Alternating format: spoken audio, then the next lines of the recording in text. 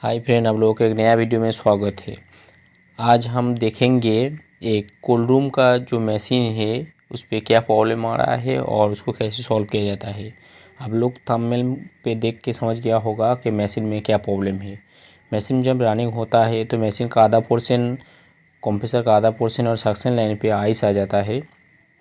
जैसे अभी देख रहे हो, ये एक छोटा कोल्ड रूम का आउटडोर है। इस पे 2 यूनिट है।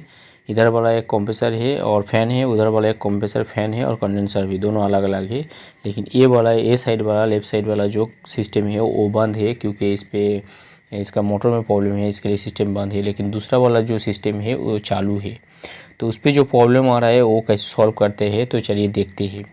मेरे चैनल अभी तक सब्सक्राइब नहीं किया तो प्लीज़ सब्सक्राइब और लाइक करना, क्योंकि और नोटिफिकेशन को बेल को ऑन करना इस टाइप वीडियो सबसे पहले देखने के लिए, क्योंकि मैं इस तरह नॉलेजफुल वीडियो मेरे चैनल में लाता रहता हूँ। तो चलिए देखते हैं इस पर क्या प्रॉब्लम है।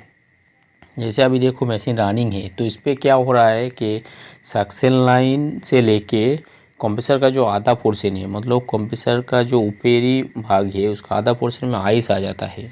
ये मतलब जब ज़्यादा देर तक चलता है तब उस पर और भी ज़्यादा आइस आ जाता है। हम लोगों को नॉर्मली मालूम है कि रेफ्रिजरेशन फील्ड में जब डिस्चार्ज लाइन पे आइस आ जाता है तब गैस प्रॉब्लम होता है या गैस कम होता है, और डिस्चार्ज लाइन स्वेटिंग करता है और कूलिंग नहीं आता है तो डिस्चार्ज लाइन पे मतलब स्वेटिंग होता है हल्का सा। मतलब उसके वजह से क्या होता है कि सिस्टम में एकदम ही गैस नहीं है। और सक्शन लाइन पे जब आइस आता है तब हम लोग ऐसे मानते हैं कि आपका जो सिस्टम है उस पर कूलिंग कॉयल जाम होगा या इंडोर का जो फ़ैन है वो नहीं चलेगा, तो ऐसे आइस आता है। लेकिन वो कूलिंग कॉयल में आता है और सक्शन जैसे अभी देख रहे हैं ऐसे आता है। लेकिन ये जो मशीन है इस पर कूलिंग कॉयल भी क्लियर है और फ़ैन भी हाई स्पीड पे घूम रहा है। उसका जो फिन्स है वो भी एकदम क्लियर है, मतलब कुछ भी प्रॉब्लम नहीं है, फिर भी ये आइस आ रहा है।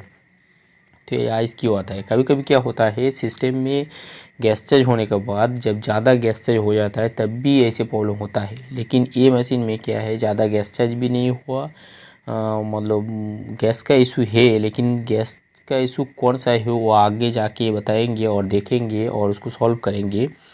तो इस पर क्या हुआ, जैसे अभी अभी देखो इस पर आइस चला गया लेकिन अभी भी सिस्टम चल रहा है।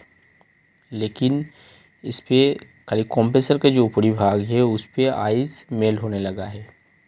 इस पर अभी बैक प्रेशर था 40, लेकिन उसको धीरे धीरे धीरे धीरे जब कम किया हूँ तब वो आइस पिघलने लगा। और सक्शन लाइन जो देख रहे हो उस पर अभी भी आइस है। लेकिन एक काम करते करते अभी इसको 28 पे रखा हूँ। इसका जो बैक प्रेशर है 28 है। और इसका जो सिस्टम है जैसे स्टिकर पे लिखा हुआ है, जैसे यहाँ पे देखो बराबर दिखता नहीं है, मैं दिखाता हूँ। 404 गैस है इस पर। और इसका लोड रनिंग एम्पेयर जो है वो 7.5 है। लेकिन ये जो सिस्टम चल रहा है इस पर कूलिंग भी आ रहा है। कूलिंग में इतना इशू नहीं है, क्योंकि अभी ठंडी का मौसम शुरू हुआ अभी, तो उस हिसाब से कूलिंग का इशू नहीं मालूम पड़ रहा है। मतलब रूम जो है प्लस का कोल्ड रूम है, तो उस हिसाब से मतलब रूम पे कूलिंग आ रहा है। लेकिन जिस हिसाब से होना चाहिए उस हिसाब से तो नहीं है। एक दूसरा इसका जो लोड रनिंग एम्पेयर है, जैसे 7.5 एम्पेयर लिखा हुआ है स्टिकर पे, तो वो भी उस हिसाब से भी ज़्यादा ले रहा है, 10 एम्पेयर ले रहा है। और इसका जो आयल मेल हुआ अभी, तो इसके वजह से हुआ कि गैस कम किया हो, मतलब गैस ज़्यादा था इसके लिए आइस नहीं हो रहा है। जैसे 404 गैस है, 404 का जो सिस्टम है उसका जो बैक प्रेशर है वो मतलब 60 से लेके 30 तक होना चाहिए। मतलब आपका जो सिस्टम है वो माइनस पे है कि प्लस पे है उसके ऊपर डिपेंड करता है। जैसे आपका सिस्टम माइनस पे है तो आपका 60 तक उसका बैक प्रेशर जा सकता है, और प्लस पे है तो उसका बैक प्रेशर 30 के अंदर ही रहेगा। लेकिन इस पर 30 के अंदर ही किया हूँ, 28 पे हो क्या हूँ, उसके बाद ही इतना मेल्ट हुआ। उसके बाद और सक्शन लाइन और मेल्ट नहीं हो रहा है, मतलब गैस कम नहीं हो रहा है। अब दिखाता हूँ इसका मेन प्रॉब्लम क्या है। जैसे पहले देखो मशीन चालू होने से पहले उसका बैक प्रेशर था, बैक प्रेशर कितना है, मतलब सॉरी आइडियल प्रेशर कितना है वो दिखाता हूँ। जैसे 404 गैस है उस पर, तो 404 जो गैस है उसका आइडियल प्रेशर जो है 180 होना चाहिए, 180 से नीचे नहीं होना चाहिए।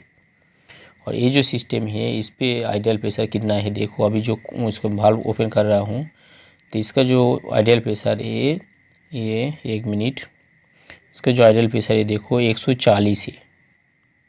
मतलब ये सिस्टम में किसी ने काम किया था तो वो काम करने के बाद छोड़ दिया है, तो उसके बाद हम लोग एक काम किया हूँ। तो एक काम मतलब काम करने से पहले हम लोग देखा हूँ कि गैस का जो आइडियल प्रेशर है ये 822 का गैस है। मतलब 822 जो है उसका आइडियल प्रेशर है 150 के अंदर होगा और उसका बैक प्रेशर 60 से 70 के अंदर होगा। लेकिन 404 जो है उसका आइडियल प्रेशर 180 होना चाहिए। मतलब एक गैस के वजह से ऐसे प्रॉब्लम हो रहा है। तो इसको क्या करेंगे, वैक्यूम करेंगे और फिर से गैस चेंज करेंगे। तो चलिए आज के लिए इतना ही। आशा करता हूँ ये प्रॉब्लम आप लोगों को समझ पड़ा। कभी भी ऐसे प्रॉब्लम आएगा तो आप लोग इस तरह उसको प्रॉब्लम सॉल्व कर सकती हो। तो आज के लिए इतना ही है, जल्दी मिलते हैं अगले वीडियो में।